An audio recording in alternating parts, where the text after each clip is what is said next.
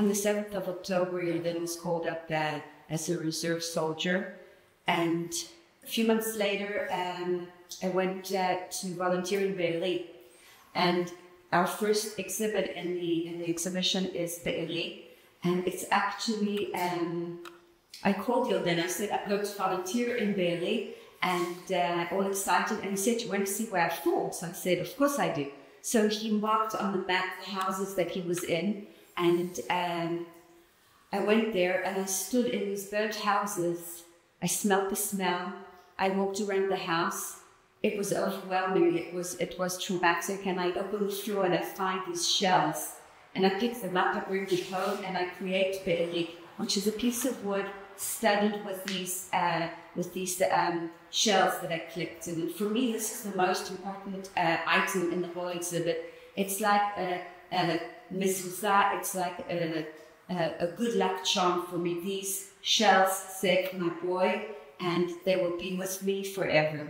But it didn't all start in Be'eri for me. It started over here with these leaves. The 7th of October, I just broke down. I just stopped crying. I just closed myself in my house, completely trying to detach myself from what's happening from outside. I didn't speak to anyone, didn't go to work. I wasn't functioning. One day, I just decided to go out to the garden. It's autumn in Israel. I collect some leaves and I start dotting them just to pass the time. And the next thing I know, it's been 4 hours and I don't remember anything. I didn't think of anything. And I'm thinking, this is what I'm going to do the whole war. I'm just going to dot away the time. So I started with the leaves and I moved on to some branches. I started collecting and working on the branches, wrapping them, dotting them, coloring them. Any piece of wood that I had in my garage started to get dots all over. I had pecans in my house. I just took them, I started working in them. But the project that actually encompasses this whole process of going through the time, not thinking, is this piece which I created for the exhibit, which is one little leaf in a big frame, which is me actually in the house, enclosed, completely detached from what's happening around the world. And this is it. It's the one leaf dotted in a big frame. That's me. The next exhibit is Broken Vessel, and actually it represents me collecting myself when Jordan comes back for 24 hours. And, you know, he wanted to see it completely broken. He had enough on his mind, and I wanted to be the same mother he knows, strong and happy, it's funny, and cooks excellent. And so when I knew he was coming home, I managed somehow to collect myself and be that same mother that he left before he went into the army. And this represents it. It's actually, I was thinking of taking a vase and break, smashing it and sticking it together with glue, but that didn't represent who I was. I was just a heap of torn material, fragile, that can just tear with any little bit of wind. I was held together by just a few threads. And when Jordan came back, I somehow collected myself and made myself into this vessel from that material that's strong enough and sturdy enough to actually contain and hold and be there for him. But as soon as he left, I just fell apart again until the next time he came. And again, I collected myself. The next project is called Lead Day. When Jordan came back from Gaza for the first time, I was very intrigued about the actual action of going into Gaza. It was like a scary thing for me, and we talked about it a lot. But just listening to him talk about the soldiers going into Gaza, the way they are so united. He says there's no left or right or religious or non-religious. We are so committed, we are so strong. And as he's talking and describing the soldiers' unity, I'm thinking of a long line of soldiers. They all look the same. They have their helmet, they have their gear on, they have their guns, and they're walking straight into Gaza. And there's a string that's connecting them and making them united. And it's not a string, it's something much stronger. It's actually like an iron a spear that runs through them and makes them so strong and one-minded in their cause, and they believe in the cause. And it was obvious to me as I'm hearing him speak, that this is how I see them going to Gaza in this long row of soldiers.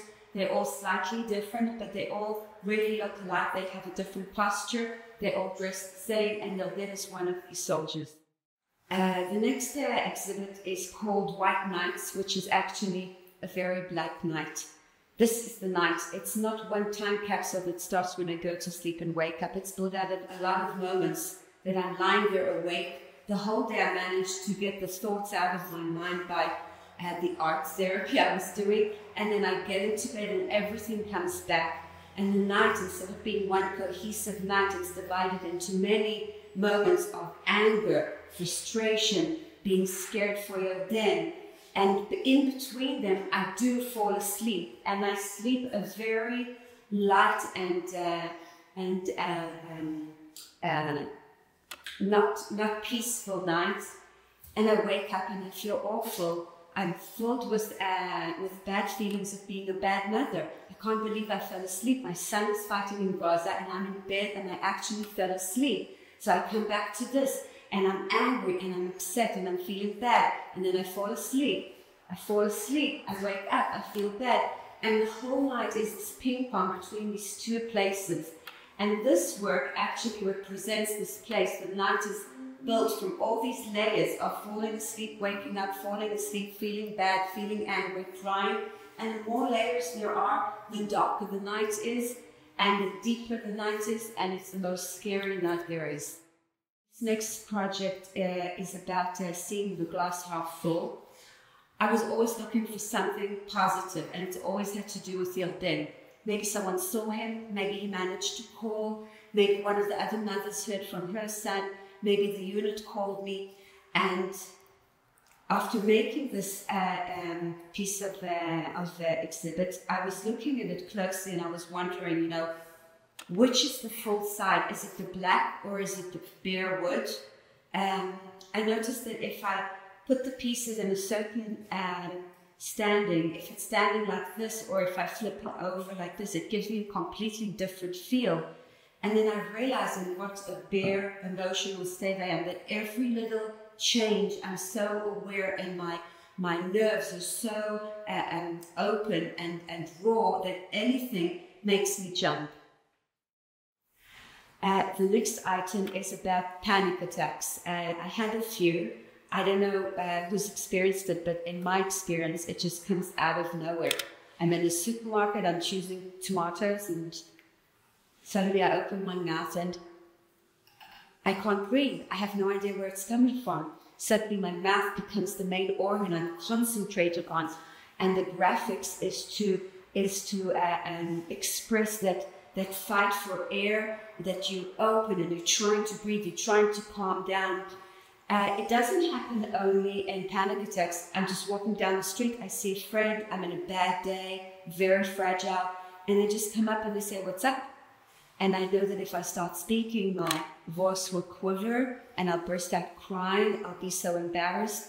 So I breathe deeply, I push everything down, and I open my eyes to dry my tears, and I understand that my breathing has become a tool. It's not just the regular breathing to get oxygen into my body. It's a tool I use to monitor all these peaks of crying, hysteria, and no control. And it's a tool that I wanted to bring to this exhibit and show everyone. The next project I call my safe place, which is actually my house, my home. And what I did here, I have the architectural design of my house. Each room, each area is a different layer of a light blue, with surrounded by the strong frame and the coordinates of the house. It was important for me to put the coordinates to show that little pinpoint on this huge globe, the little pinpoint where the only place in this big world where I feel secure and loved and held. It's my home.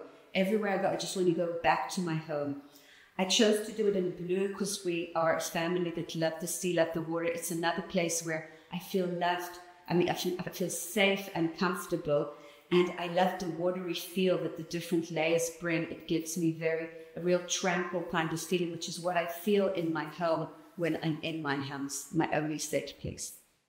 The next exhibit is called The Announcement, which in Hebrew is the Psoah. It's the announcement when the army sends someone to the family to let them know that their loved one has been killed in duty. And this is the moment that any parent in Israel dreads, and the most terrifying thought.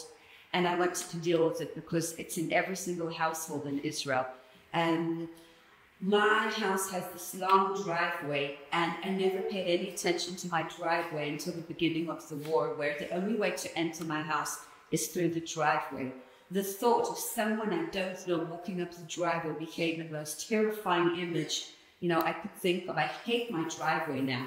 I'm petrified of looking down the driveway. My kitchen overlooks the driveway. I try not to look. If the dog starts barking, I'm hysterical, thinking who's walking up the driveway. And this exhibit actually represents my driveway, where the stone underneath is my threshold, the front door. And the idea is that if someone I don't know actually walks up the driveway, reaches my threshold, my front door, our whole life will just flip over. The seesaw of the announcement is the most terrifying thing for any parent in Israel. This exhibit is actually for you. I'm dealing all the time with how I'm feeling. I'm depressed, I'm happy, I'm sad. And going through this exhibit with you and getting to this point, it's very emotional, I think. And I thought it would be great if I had like an emotional barometer where each one can stand, connect with themselves, and build their own emotional place, the here and now.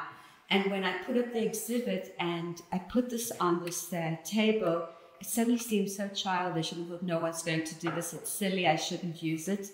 And then I thought, no, I'll actually use it. And I was so surprised, happily surprised, when every time I finished the tour of the exhibit and I reached this point, I see that the barometer has changed. Someone actually stood here and played with it and put his own emotional feeling barometer. So it does work.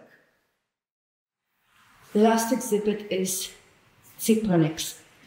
Very quickly on, I noticed that there's no way I'm going to deal with this by myself and I need help.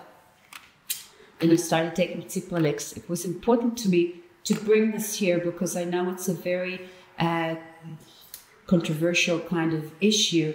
And me personally, it saved me. It enabled me to get out of that cocoon of a house that I built myself, the depression that I couldn't get out of the house, couldn't speak to people.